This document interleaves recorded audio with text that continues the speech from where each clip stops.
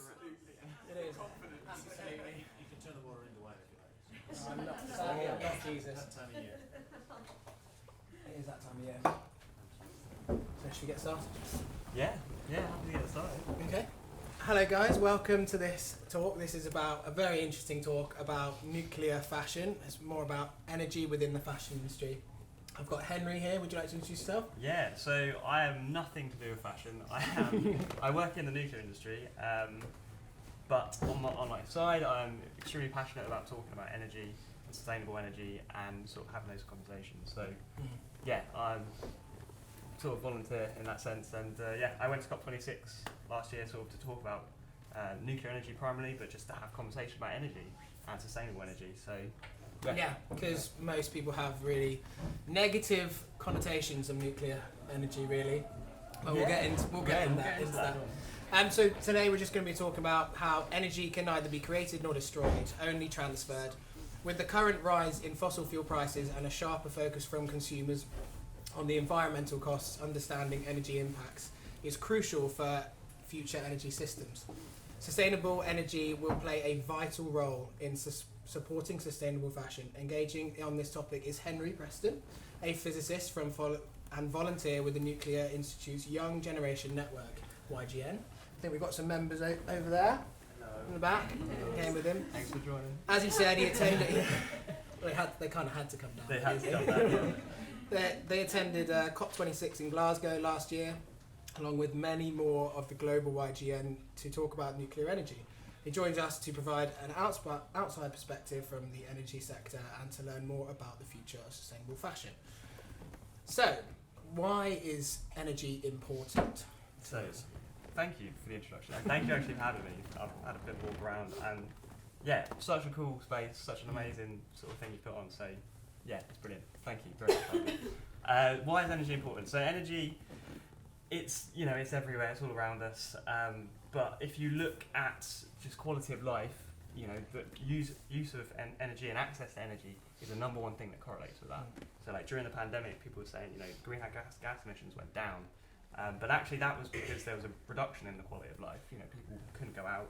There was a reduction in essential supplies being sort of in our houses and that. So quality of life, energy go hand in hand. If you look at the UN Sustainable Development Goals, a lot of that is, you can relate it back to energy. So energy is so important to that, and actually, having that clean, reliable, safe energy it's so important. It is. There's so many different types of energy. You've got, fossil fuels, hydrogen power, solar power, and then obviously nuclear. Obviously there are misconceptions and perceptions of this. Would you like to explain why there's a bad, we know why there's a negative to nuclear, but why should we use it? On nuclear, right, so misconceptions, okay. I'm not sure. I actually would say, with kind of people being pro or against nuclear, it's kind of, there's quite a few that maybe in minority either side is for and against, and I think a lot of people are quite undecided on it.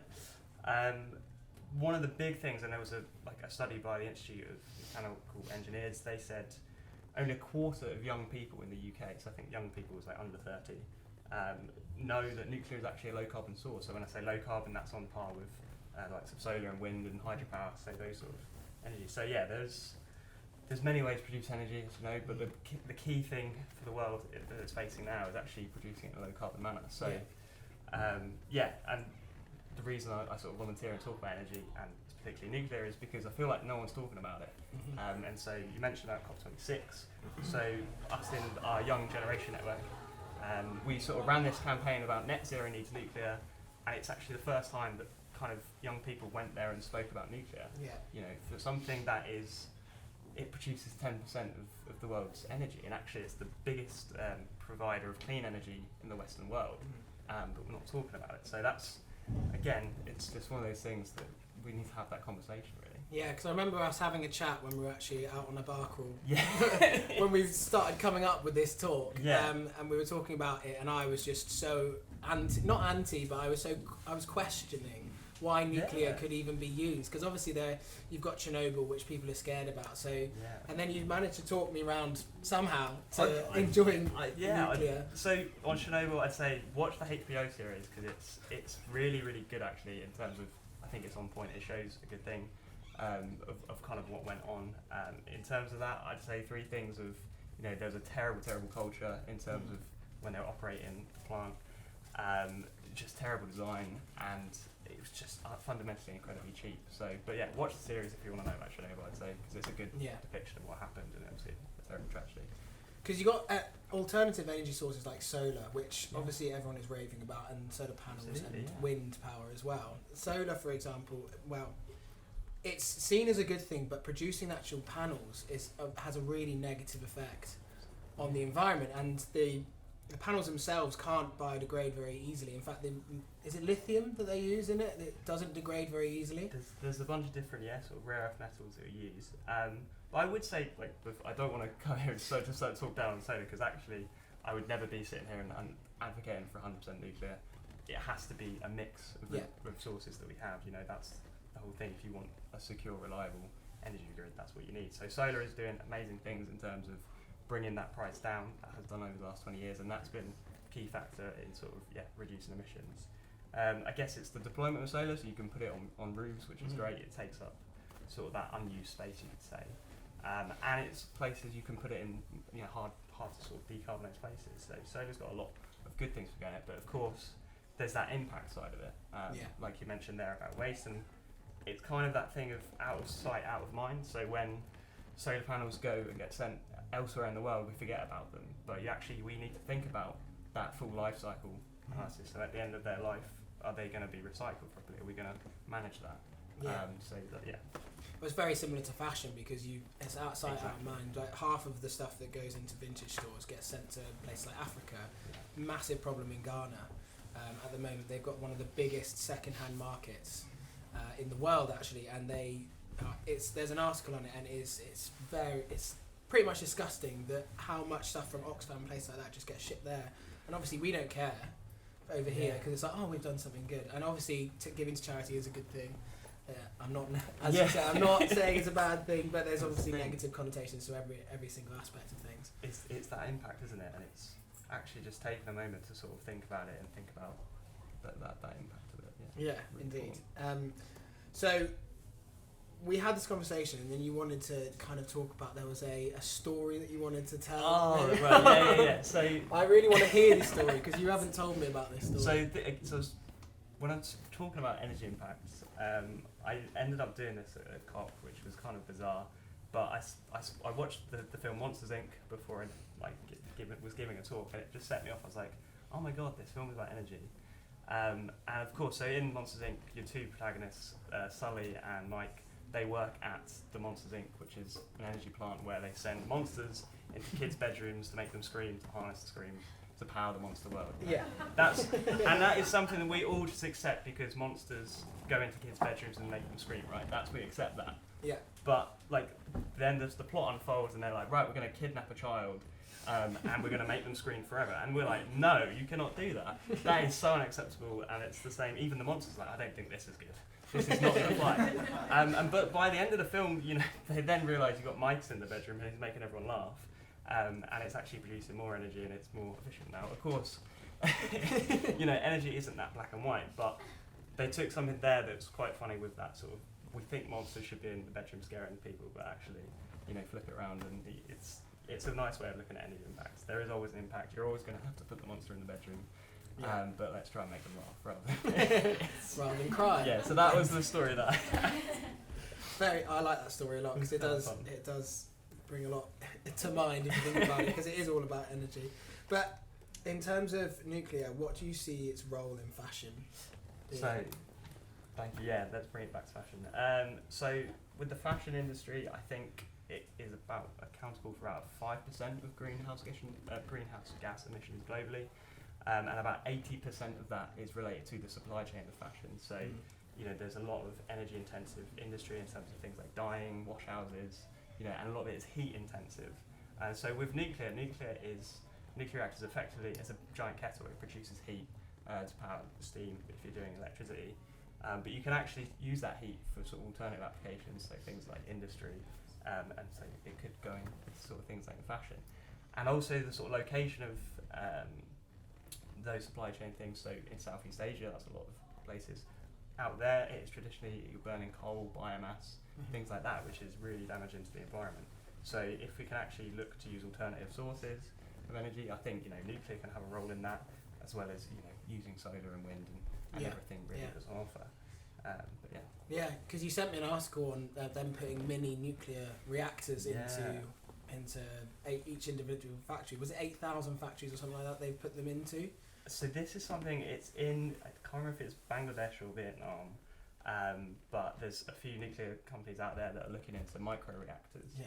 So these are sort of smaller reactors that could power like a factory. We already have this in sort of in shipping where you have submarines or icebreakers. They use really small reactors. So this has been done, but it's, I guess, again, changing the application and using it in a different way. So how would that work? Because obviously there's so many safety measures around nuclear, and that's why it's one of the safest and most sustainable energies, because there are so many safety measures. How would it work in a smaller reactor? Same thing, or would it be on a... So it goes back to this sort of design thing. So with these smaller reactors, you talk about inherently designed in safety, in terms of if you design it in such a way and use materials where if it's left to its own devices, it will shut itself down. Okay. That's effectively the sort of future advanced reactors that are being designed at the moment, compared to something like in the scenario of Chernobyl, where it's inherently a bad design that left to its own devices was not a good end to it. But so things like that, I guess it's again, it's kind of just getting that level of acceptance and understanding of it, and it becoming more normal to see in those sort of settings, I guess. Yeah, okay. So how do you think that fashion can help with getting nuclear? Obviously you're here today helping us out, but how do you see it going? Obviously we've got the small reactors, but then fashion, how do you get us to promote it for you? I just hosting, that's amazing to come host here and speak to a completely different audience, because we just get stuck in this energy bubble, and actually being able to come and talk about something that I think it's really important. Yeah. It's brilliant, and that's actually where you get kind of innovative ideas, or you get people from different backgrounds and different disciplines coming together, and that's where the fun happens. So it's really good to do that. Because we do need to talk about energy in general. We came up with a "We Don't Talk About Energy," which is a play on the Encanto song that was so good. Too many Disney films. Yeah, I know. Always, they're so relatable. But we do need to talk about how much energy is used, because obviously our consumption in the UK has gone massively up. I mean, how expensive it is to use energy and fuel. It's just crazy. So it would be good to get more of a nuclear. Do you think that can? I think. It's about understanding resources and things. So something I should mention. There's this model called Isodope on Instagram. I don't know if anyone knows, but she's a TikTok person. I think she's friends with Grimes. I don't know, but what she's doing is very similar to this. She's got her TikTok where she's doing sort of fashion and modelling sort of things, but then she throws in facts about energy and things like that. It came up with this idea. She said a gummy bear of uranium gives the same amount of energy as 1 ton of coal. And so she put it into that idea of a gummy bear. We didn't think of that, us nuclear people were not smart enough to come up with that sort of fun idea. And this kind of spiraled, and we ended up having a giant gummy bear. Yeah, I saw that. You were going to bring that today, weren't you? I would have loved to. I think this is a very busy gummy bear getting around. Yeah, true. But next time maybe. Yeah.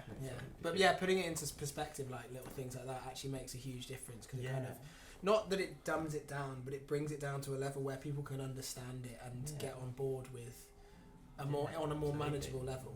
Yeah, absolutely. Yeah, I think that's an important thing. And lastly, we'll have some questions as well if anyone asks any questions. But lastly, historic nuclear waste management parallels with fashion. How do you think? Yeah, that's a good one, isn't it? Yeah. So you mentioned recycling and sending waste elsewhere in terms of fashion. So I guess historically, nuclear had quite a bad legacy, because when they first started building nuclear reactors, I guess they didn't really think things through enough and didn't think about what to do with things. But actually, in the last 30, 40 years, the nuclear industry has been incredibly responsible about its waste and has kind of got it down to a T in terms of recycling and managing that waste. So it's just one of those things, I guess, of kind of taking that responsibility of waste and actually trying to pass that on and not let the same thing happen in other industries. Is it a completely circular loop? So do you use all of the waste that is produced? Not completely circular. So until a couple of years ago, they used to recycle all of the spent fuel out of the UK's nuclear reactors. But unfortunately, it's economically cheaper to just mine more uranium than it is to sort of recycle that. So it's kind of that thing of it's economics actually that's probably stopping us from closing that loop. Which is the kind of crazy thing. Well, that's like sustainability at the end of the day. It's more expensive to... Exactly. So we have to get to a point with everything, so whether it's fashion, whether it's energy, where it's not about the economics, or doing the right thing is also the economically the right thing, I guess. Yeah. Which is incredibly difficult. Yeah. Then it comes onto a price thing, and it's just frustrating at the Yeah. end of the day, because we all want to recycle, but if it's more expensive to, why? Yeah. It's just, and the big corporations don't want to change.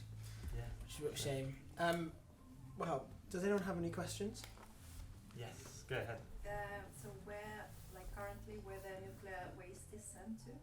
Yes. So in the UK, there's a place called Sellafield up on the west coast of Cumbria, and so that is where all of the spent nuclear fuel will go from things. But with nuclear waste, there's different.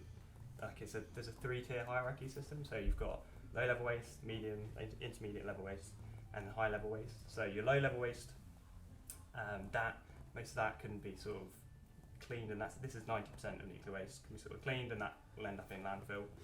The intermediate sort of waste, most of that can just kind of be left on a nuclear site, and it will just be left to sort of cool off. So until the radioactivity reduces to sort of a safe level, if you like. And then the high level waste is your spent nuclear fuel that's come out of the reactor. So those get sent basically to a swimming pool to cool down. That's kind of where that goes. But again, that could be recycled and turned into future fuel and that. So. Yeah, go ahead. Follow-up question. Yeah. So on this way it's sent, where they currently send the nuclear power, does it contaminate the land? The landfill? So the place in Sellafield, there's a lot of management around. So the environmental agency in the UK, they'll monitor sort of water discharge, aerial discharge, in terms of radiation, and all of that is available on government website to find out exactly what's been done in there. But generally, it's a managed site. There's not. I can't think of the right word to say for it, but it's not particularly. It's not going outside the site effectively.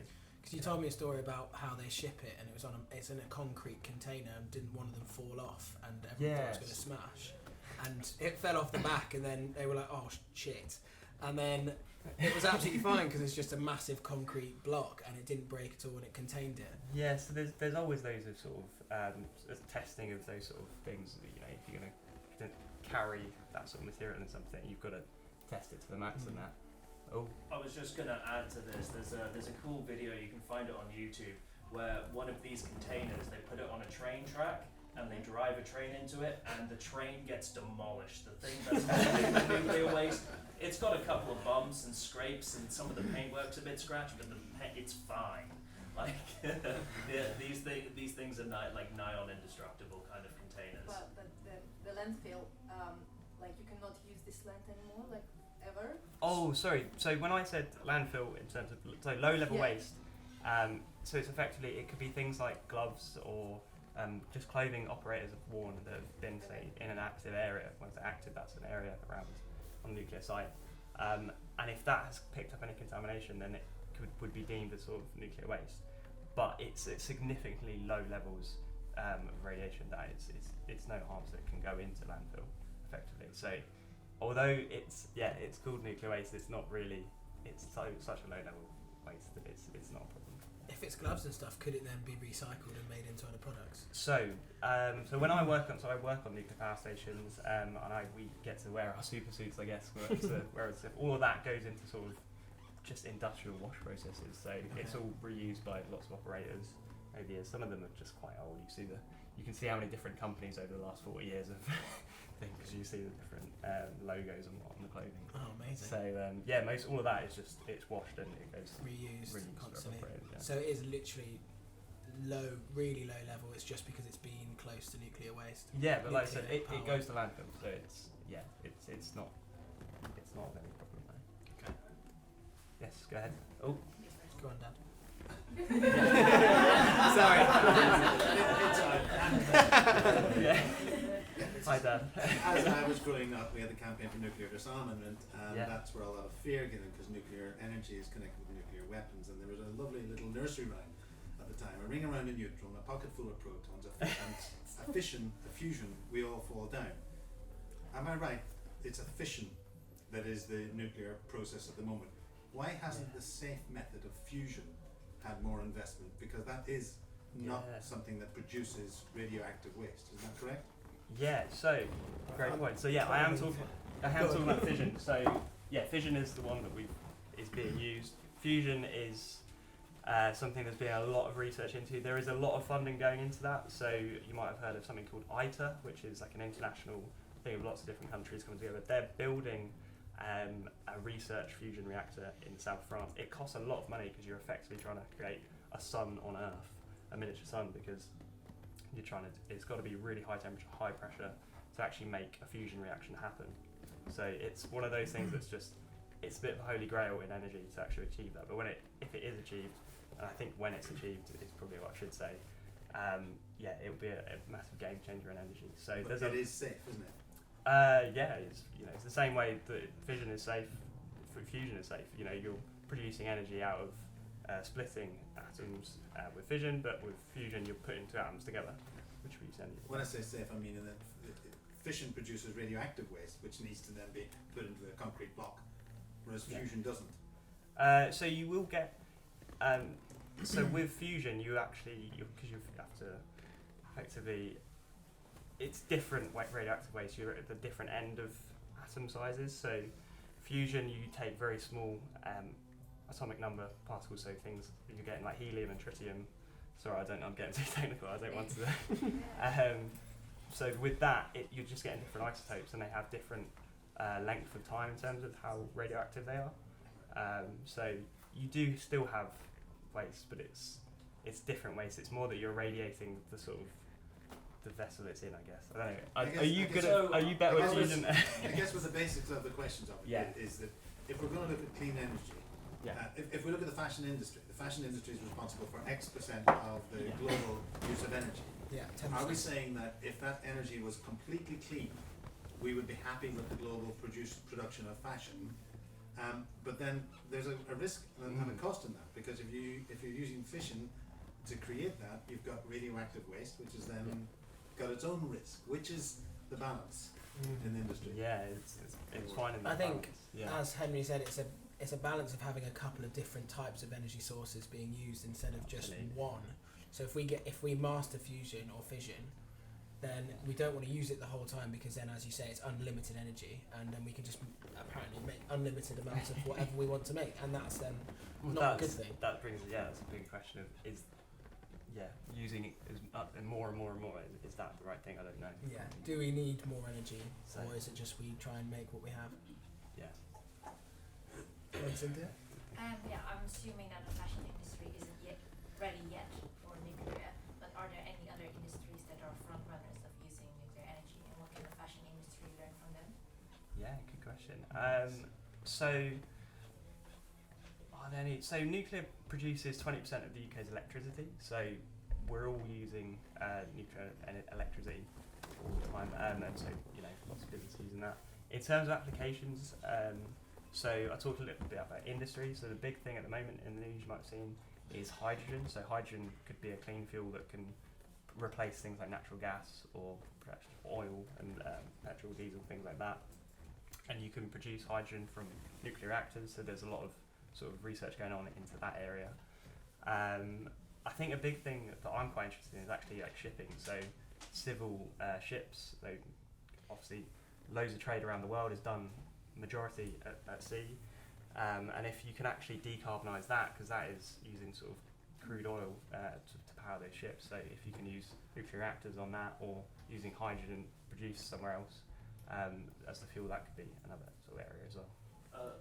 We'll go on. To add, because stuff that's used regularly now. So nuclear is a lot of modern day medicine requires nuclear reactors, because it's in that nuclear reactor process that it produces isotopes for a lot of cancer treatments, etc. And then they're also doing a lot of the experimental work with using low-level radiation from nuclear isotopes on keeping food preservation.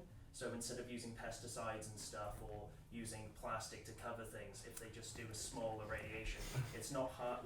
They haven't done. It's not FDA approved or anything, but they're looking at it to kind of stop fruit and stuff going moldy after a couple of days. It's the kind of thing where the experiments they've done is it could extend its life for 2 weeks, and so it's food waste is reduced. So that's stuff that they're kind of looking at. Yeah, so that's a big point there, sterilisation using radiation. Yeah, thank you very much. This is great. Yeah. Go on, Duncan. Go on.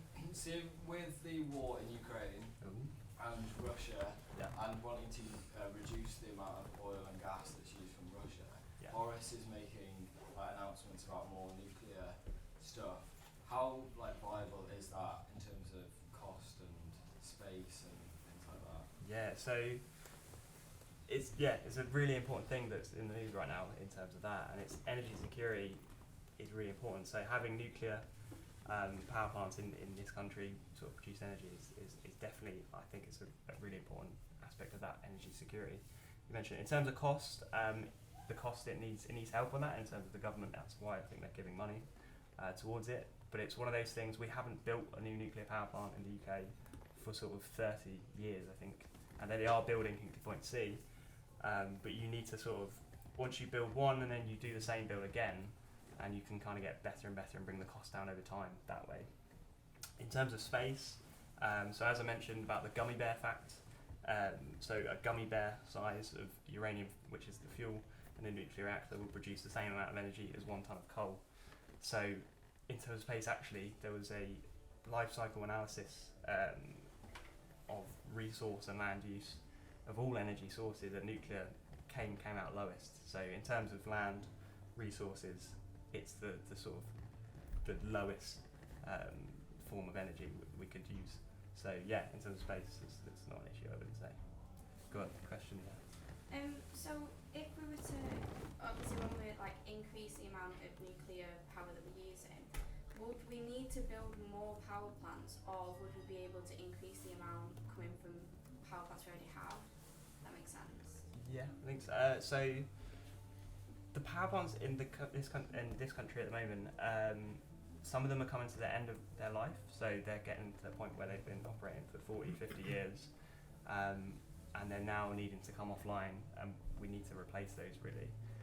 So those won't be able to continue operation. There is some sites in the US where it's different designs. They're actually able to extend the life, and I think Sizewell down in Suffolk, they will extend the life of that, so it might go for 80 years, so they can go longer, and similarly the ones that they'll build in the next sort of 20 years will last maybe 100 years long. So why do they have lifespans?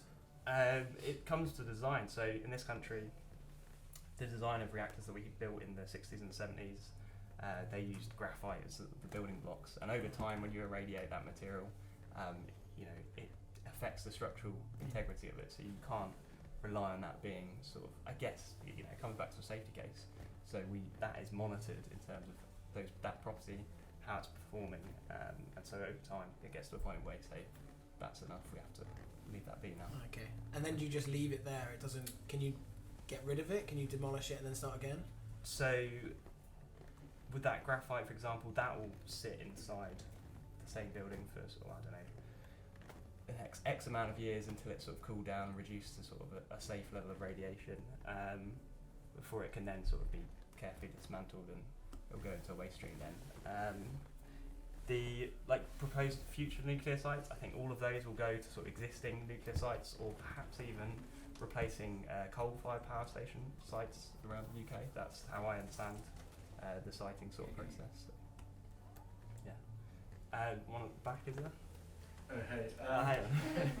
So Fogel mentioned earlier about like excess clothing being sent to the developing world, and that's a bit of an issue for them about managing that. I think on the flip side, like lots of fast fashion brands destroy lots of clothing here, which is seen as quite like a negative thing. I think some countries have outlawed it, but is there a way to make the destruction of excess clothing an energy efficient process? That's a very good question. The destruction of excess clothing and energy efficient process. Yeah, 'cause I think like the clothes have to be destroyed. Yeah. I think that's a very difficult question because you're literally burning. Well, you're using fire to so basically is what it would be. So that is effectively all. So when you hear biomass, so like food waste, if that is burned, that will produce some energy, and you can, boil water and turn a turbine to produce electricity that way. So in theory, yeah, you could burn that excess clothing, but when you burn something, it emits, gases. So you have to be very careful what's coming off that, and so materials, things like, I don't know what Polyester. So let's say, for polyester, example, polyester is made out of pure fossil fuels. So you're burning plastic.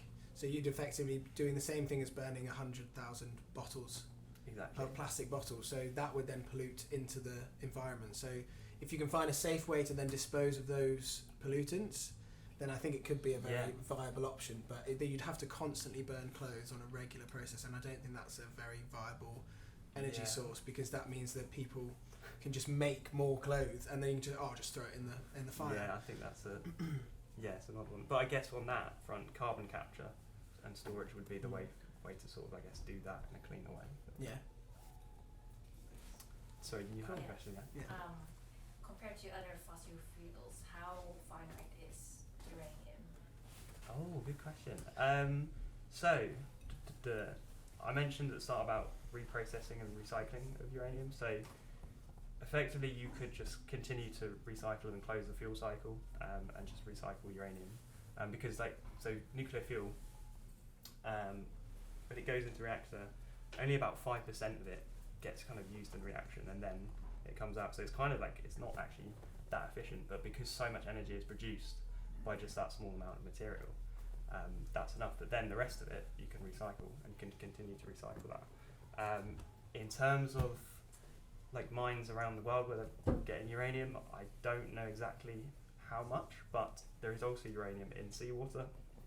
So there's companies that have looked at actually taking uranium out of seawater as well. So yeah, I don't know an exact number on that, but I don't think it's as finite as something like fossil fuels. Yeah. So, I got more at the back. Can you say it? No, it's fine. I think from the mining aspect, the uranium fishing, as it's kind of like jokingly called, that's fairly new. So they don't know much about that. I think for the mining aspect, this is old information, so like at least 10 years old. But I think it was something at the time that's like 150 years worth. With the current capacity of nuclear that was operating at the time. But obviously, as with like oil and gas, they find new deposits here, there, blah blah blah blah blah. So that number may have changed. But at the time, it was like 150 years worth of uranium was economically viable to extract, being the main thing. So yeah, that's good to know. And that would be like, I don't know, millions of gummy bears. I like it. Millions. Yeah, so that would be Gummy bears. that would be a lot of gummy bears. I thought you were going to do the maths there. No, I was just like, is it a billion gummy bears? Is it a million gummy bears? It's a lot of so gummy that's bears. a good point. So like currently in the world today, there's 420, I think something like that, around less than 500 nuclear power stations, and that produces, I think, 10 or 11% of electricity in the world. So yeah, when you say it like that, it's not actually that much. Not that many power plants actually for that amount of energy. So yeah. Any more questions? No. Well, thank you guys for coming. Hope you've enjoyed your day. Thank you, Henry. Thank you for having me. And enjoy the rest of your evening. Thank you.